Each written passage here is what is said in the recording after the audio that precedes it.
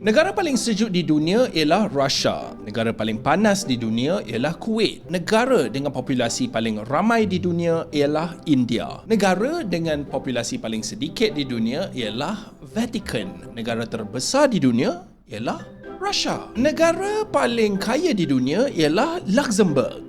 Negara paling berhutang di dunia ialah Jepun. Negara paling maju dari segi internet dan teknologi digital ialah Korea Selatan. Negara yang mempunyai pulau paling banyak di dunia ialah Sweden. Negara yang mempunyai piramid paling banyak di dunia ialah Sudan. Negara paling banyak dilawati di dunia ialah Perancis. Negara paling berbilang budaya di dunia ialah Amerika Syarikat. Negara paling selamat di dunia ialah Iceland. Negara paling hijau di dunia ialah Finland. Negara yang mempunyai tembok paling panjang di dunia ialah China. Negara yang mempunyai padang pasir terbesar di dunia itu Antartika. Fakta yang mana paling mengejutkan anda? Jika anda suka konten macam ini, follow Space Ola tau. Terima kasih.